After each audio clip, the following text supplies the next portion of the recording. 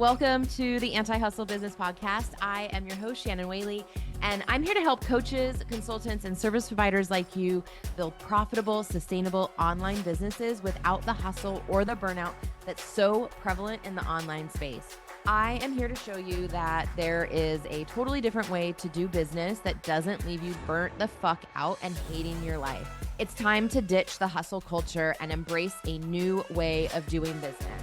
So get ready to redefine success on your terms and build a thriving anti-hustle based business where you have more money, more naps, more travel, more freedom, more whatever the fuck you want in your life. So buckle up and let's dive in.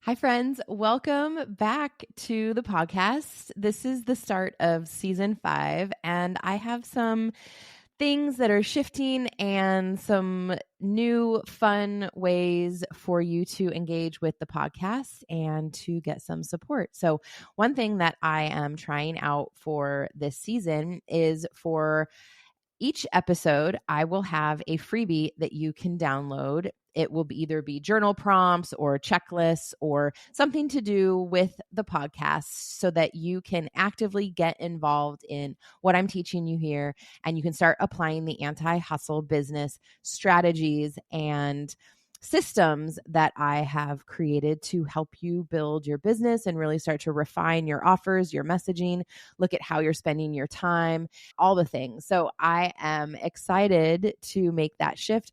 Also, I will say that my goal for Q3 is to double my list. So I will let you know at the end of the season if that has happened and how we are doing, let you know how this is converting, because like I say, this is all just an experiment, and you put things out and you test them, and then you go back and make some tweaks, and then you test them again. So that's what we're doing over here in the business. So this episode's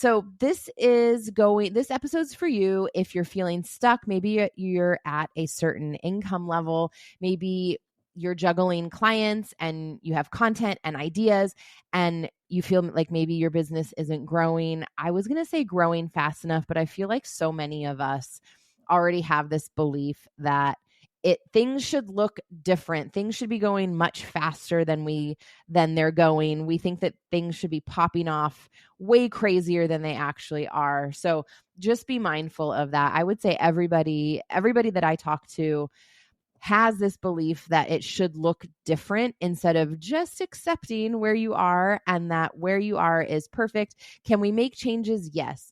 But if you are constantly thinking, oh, I should be further along now, things should be so different now, then that's going to keep you in a loop. So we don't want to be doing that here. Or maybe you're wondering why things are still feeling hard, even though you've been at this a while. So this episode's going to hopefully crack something open for you and give you a different perspective. Because today, what I am going to be talking about is the shift that I made mindset-wise and also strategy-wise to go from feeling really overworked, burnt out, underpaid to more confident in my business and running a business that supports my life. So what we're going to dig into today is the difference between being a freelancer and new to this and then moving into that CEO energy. Even if you're not into the CEO level yet, there are things that you can start to prepare yourself mentally and mindset wise, but then also strategy wise to get you there, to get your body on board. And so we'll also be talking about why this distinction is really important when you're ready to grow. So the freelancer energy, the newer energy versus the CEO energy it's a fun conversation for me to have with my clients because it invites them. So part of coaching is to stretch your clients, to stretch yourself into this new identity. And so when you are moving out of newbie, even if you are a newbie, there's an invitation here for you to start thinking ahead, for you to start thinking as a CEO and really seeing yourself as a successful business owner. So the freelancer energy, the newbie energy that I'm talking about is that you're taking anybody who will pay. Look at, we've all been there. And that's not just like a newbie thing. That is like sometimes when the shit gets hard, we're like, I know that I probably shouldn't take this client, but we're going to do it anyway because we've got fucking bills to pay. So there's no shame in that. That's obviously not a sustainable business model, but I just want to say that we have all been there. Maybe you're there now, maybe you're back there now. So no shame whatsoever in getting your bills paid, but there's an opportunity for you to shift out of that and into CEO mode, CEO energy. So again, with the newbie energy, freelancer energy, you might be feeling like you're constantly on, like you can't get out of your business, that you are always on your phone, you're always doing something for your business, you're not setting time aside, you don't have free time, like all of your free time is spent on your business, in your business, somehow business. And that sometimes that's fun for people. I know that when I get in a zone, that feels good for me, but it is a really great way for you to get into and stay in hustle mode. And so we don't want you to stay there. So again, working in your business all the time, getting things done, fucking around with your website or with Canva or this thing or that thing, saying yes to too many things, too many clients, too many podcast episodes, too many interviews, doing too much because you're afraid of slowing down. So there's an opportunity for you here to really look at how you're scheduling your time. Do you have rest time? Is this coming from scarcity? Is this coming from abundance and feeling really generous? Or is it because if I'm worried if I don't do this, I'm not going to get hired? So those are two very different energies. And then the last one here is making emotional decisions about your pricing, your offers, your time, your calendar, your launches, your content. So all of the things not being grounded, not being rooted in an actual strategy, and just shooting from the hip, hoping for the best. So there's a different way to do this. So when you want to lock in to your CEO energy, this is where you have to really, really double down on your mindset work and start to think and feel like a CEO and start to explore, what does that even mean? So knowing your business model and having boundaries around your time, around who you're working with. You can choose clients strategically. There does get to be a point where you can turn people down and say, I don't actually think that I'm the best coach for you, the best service provider for you. I don't think that this is a good fit energetically we're not aligned in our values. So you do get to a point, a CEO gets to a point where they don't have to work with people. You get to a point where you can refund someone if they've signed up for your program and you realize this is not a good fit. You can just hit the refund button. So that is a total boss move. You also need savings to be able to do that and not be spending everything that's coming in. So that's also another conversation that we can have. You're making decisions off of data and capacity. So you're actually looking at click rates, conversion rates, website visits, numbers of sales calls booked. And then what do I have capacity for? Does this even feel good? Just because you're good at something doesn't mean that you should actually be doing it. It doesn't mean that you should be running that program again and again and again just because you're really good at it. If you're not energetically aligned with it, if you just don't feel like you have the capacity to hold all of those people in that group program or to do all of these one-on-one calls, then you need to make a decision based on what you can hold and not just based on the money aspect. So you also want to be designing. So CEO energy is really designing your business around your life and not the other way around, your life around your business. So one thing that I recommend my clients do is look at your schedule and go put in your holidays, your time off. If you want time off during your cycle, if you want birthdays and different events off, go mark those out. If you know that you want a 2-hour siesta or 3-hour siesta in the middle of the day, go block it off. This is how you start to have an anti-hustle based business and the business model that allows you to rest. If you don't take calls, maybe you decide that you don't want to even look at your phone before 10 o'clock in the morning. So then you have to have boundaries with yourself and you have to stick with that. But it means that your calendar's not open. It means that you take time for lunch. It means that you are done working at a certain time. So these are the boss moves. This is the CEO energy that you are stepping into.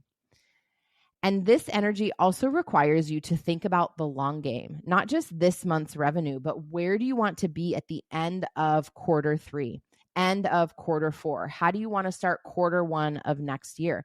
You want to start thinking about, what am I launching? What am I selling? How am I bringing new people into my offers and into my community? What am I doing, right? Like, you want to be thinking forward. That's what a CEO really does. They have a higher level vision for the company.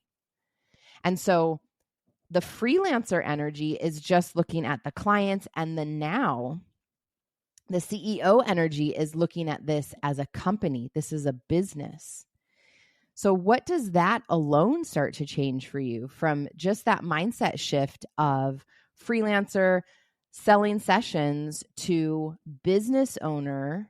Eventually, if not you already, eventually you'll have team members. So whether it's an accountant, a VA, a coach, a business manager. So you start to remove yourself from daily operations so that you can have those higher level conversations with yourself, with your journal, with your team, right? Because they're executing all of the things and your job is to think about the future of the company, the work that you want to be doing, the impact that you want to be making, and then how you're going to do that in your business. So one thing too is that you can still be fully booked and stuck in this freelancer energy. This is like a dog chasing its tail.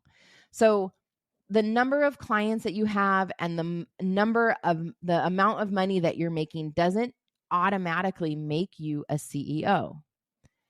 What makes you a CEO is how you're leading, how you're making decisions, how you structure your business, how grounded you are, how you approach conflict, how you regulate yourself through growth and conflict, how you're managing your team, how you hire, how you fire people. That is what makes you a CEO. That is a very different energy than just trading hours for dollars. Want to break free from the hustle and grind and build a successful business? I've helped thousands of clients and students leave their 9-to-5 jobs, travel the world, land their first clients, close 5-figure sales in the DMs, and grow their businesses to 6 and 7 figures. Want to know more? Visit antihustlebiz.com and transform your life and business the anti-hustle way. Okay, back to the show. So there's the structural part. Structural? There we go. There's a lot of letters for that word. There's the strategy part. And then there's the mindset part. So this is the visioning work, the somatic work. What does it bring up in your body as I start to talk about being a CEO and really embodying this energy? What does it mean to embody? Like, what is an embodied CEO to you? How do you show up specifically as an embodied CEO? So I want to walk you through one of the shifts. There's been so many shifts. I mean, I've been doing this for 10 years. So there's been so many things that have shifted over the years. The questions that I ask myself, especially when I am not feeling it in business, and when I am in a depressed state, or I'm feeling down, or I'm not really in the business. So there's 3 questions. What do I need? Me. What does my body need? And what does the business need? We want to take care of ourselves first. And so we also want to be thinking about what does my body need? Do I need to be eating better? Do I need to go to the gym? Do I need more rest? Do I need to go to the doctor? What do I need? Do I need a break? Do I need to manage my mental health better? What does that even mean? What would that look like? And then what does my business need? As you start to think of this and think forward, you start to think of your business as more a holistic thing instead of in separate pieces. One of the things that I had to really look at was, instead of chasing more clients, I built out an offer suite. So I started to create different ways for people to work with me at different price points. Now, there's a way to do this, because especially if you're just starting out, and I did an episode about this a couple seasons ago, which was why I recommend you start off, if you're new to this, why I recommend 99% of my clients to start with one-on-one. But once you've built that out, once you know how to sell it, once you know how to talk about it, and you have people who are interested in working with you, then it's really time to start building out your offer suite. So a group program, maybe some workshops. You don't have to do all of this right now, but this is something that you want to hire somebody to help you do, so that it starts to make sense, and so that you have a business model that makes sense, and that you have what I call an ascension business model. So you're creating programs that lead into one another if they want to continue working with you. It doesn't just drop them off and you're like, sorry, I don't have anything else. That's it. So eventually you'll get to the point where you have multiple things that you can move people into so that they can keep working with you. Instead of selling from urgency, I started selling from strategy. And this is really hard when you need to make money, because you're just like, I'm going to throw literally everything at it there because I need to fucking make some money, instead of getting strategic and laying the launch plan, the anti-hustle launch plan, over what you're doing. Yes, you need to make money. Now, you can do like a quick flash sale. This goes away at the end of the week. There's fun ways to do this. It is not a sustainable business model, but if you need to get quick cash flow, that's great. But a CEO thinks about strategy and long-term reoccurring revenue, payment plans. So this is a shift in how you're thinking about your cash flow. And then instead of bending to every client request, building a business around my boundaries, having the hours that I work, the days that I work, setting boundaries around how people work with me in Telegram, how often I'm messaging clients, what we're talking about in Telegram. So start to think about what needs to shift in your own mindset and in your own business and how you're approaching things to move out of that freelancer newbie energy and into CEO energy. Even if you are new, even if you are in this stage, start to think about, what would it look like to move into more of this level of a coach or service provider, because that's where you're going eventually. So how do we start this conversation now so that you can get regulated, so that you can start having these conversations, so that you can know what's on deck and really start to step into this next level? So as I moved into more of this CEO level, CEO mindset, it allowed me and required me to raise my rates, which meant that I had to also change my messaging and go back to reworking some of my programs to make sure that the messaging worked. Because when you raise your rates, you're now talking to a different demographic. I had to say no to misaligned opportunities. So people would come and ask me, hey, can I pick your brain for free? No, you can't do that for free. You can pay me and I'm happy to do a session with you, but I don't do pick your brain sessions for free anymore. I have to say no to podcast episodes and guest spots that don't make sense. Saying no to interviews. A lot of times people want to bring you into their groups or their programs, and it doesn't make sense for where you are in your business. So these are things to start to think about. Where do you need to say no and have better boundaries? What buffer can you put in place so that you give yourself time to think about these things? Because it's so easy to say yes and then fucking regret it. So maybe you decide that for every offer, podcast episode, or guest spot, that you just have an automatic, thank you so much. Let me just sit on this for a bit and I will get back to you by the end of the week to see if this feels like an aligned opportunity for me.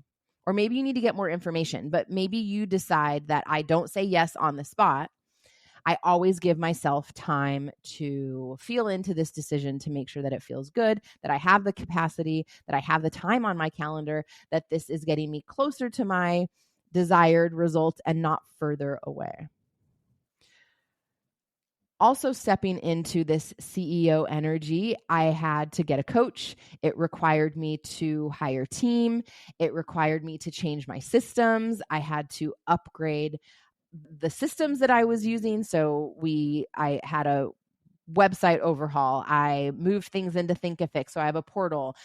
So this is that next level of business for me. Now, I just want to say this. I bootstrapped everything for a good 6 years. I was using Squarespace. I was doing everything myself. I was uploading videos onto YouTube and making the links private, and then having a password protected spot on my website. So don't think that if you are just getting started or new that you need to have any of these fancy things.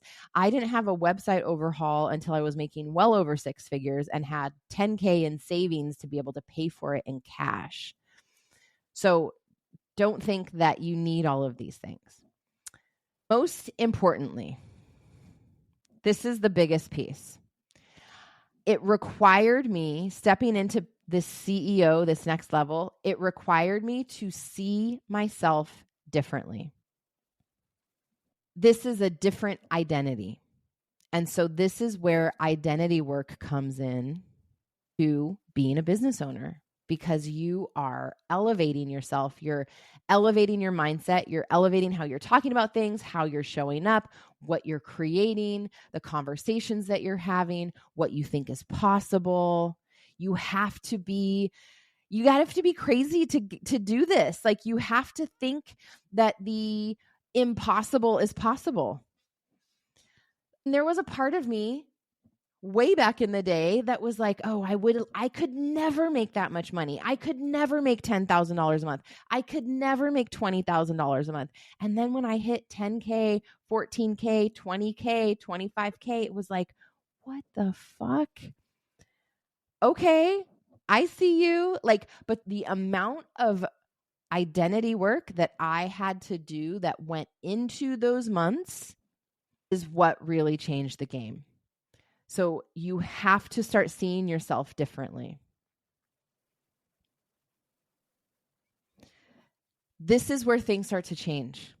This is where things become possible that you once thought were impossible.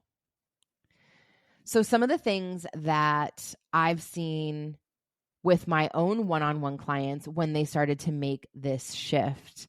So having them start to hit consistent 5K, 10K cash months without adding more chaos and more to their plate. In fact, changing how they're delivering programs, freeing up their time, Because oftentimes, and this is just natural, this is what I see, people are starting to do all of the things, they start to make money, and then they realize, okay, I can't get to this next level the way that I'm running my business. Something has to change. So that's what I've done with my one-on-one clients, my mastermind clients, is looking at what programs need to be changed, what do you need to stop doing in your business, what do you need to stop selling, what's working, what's not working, and stepping into this CEO role. So we've simplified their offers, we've clarified their niche. They finally stop people pleasing and step into this more embodied version of themselves. And so they're more boundaried, which means that they can have better client relationships. They have better romantic relationships, better friend relationships. They're just showing up in their lives completely differently. They stop reacting and they start leading. They step into this leadership role. They start to see themselves as the person that they're looking up to, right? Like we all have mentors, we all have people that we're looking up to. And when you can start to see yourself as that person that people are also looking up to you, that they're seeing you as a leader, that starts to elevate you. And this is how you start to bring people with you along the ride.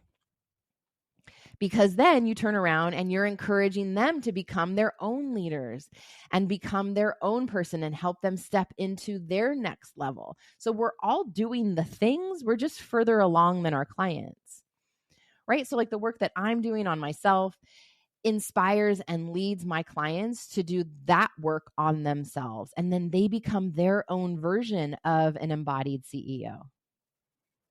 Which is so fun. It's so great to see. It's just such an honor to see that and facilitate that process and to support people along their way. It's brilliant. I love this part of the work. Yes, I can help you build out your strategy and I can help you build out your funnels, but watching people transform and build their confidence and know that they can step into a room and not shrink. It's just the best. I love it.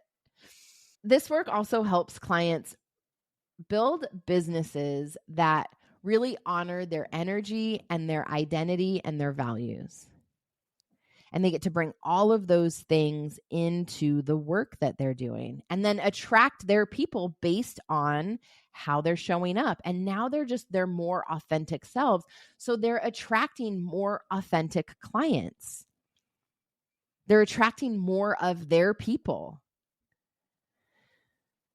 Stepping into that CEO energy is also what allows you to build a sustainable business. One that doesn't require you to be going 24/7, go, go, go, or compromise your nervous system in order to scale and make those 5K, 10K months.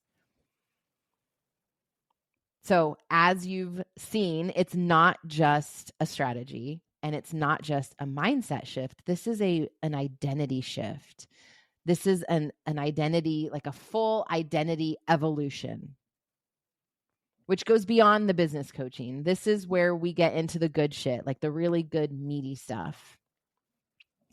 But it's also why a lot of people don't make it, because they're not willing to do this. They're not willing to do this work.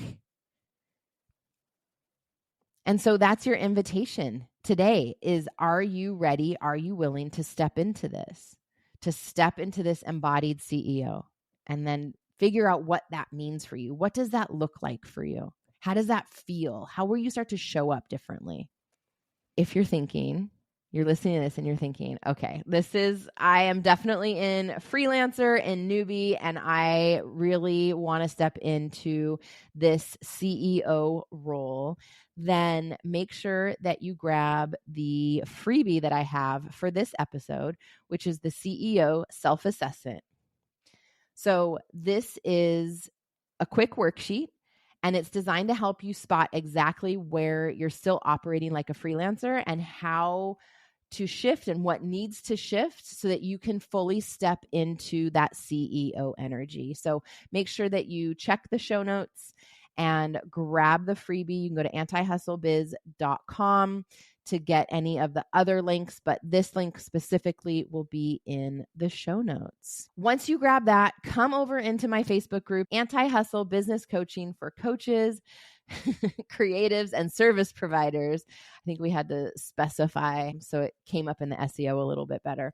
Anyway, that is also, we'll also put that in the show notes. So come join the Facebook group. And also, I would love for you, if you're getting anything out of these episodes, please, please, please leave a review. I've been doing this for 5 seasons. I just looked, we don't have very many reviews. So I would be honored and love you forever if you left a note about how this podcast has supported you or helped you or changed how you're doing business in some way. Thank you so much for tuning in to this episode of the Anti-Hustle Business Podcast. I hope you found inspiration in the message and that you got some actionable next steps that you can implement right away in your business to start seeing results and moving the needle. Remember, you don't have to sacrifice your well-being or your mental health to achieve success. So prioritize your pleasure, play, and rest while you build your business around your life. If you enjoyed today's episode, please subscribe, rate, and leave a review. Your feedback helps me reach more entrepreneurs like you who want to do business in a completely new way. For more resources and to connect with my community, please visit my website at antihustlebiz.com and follow me on Instagram at @TheShannonWhaley. Until next time, keep taking those strategic anti-hustle steps toward building the business and life that you love. Take care.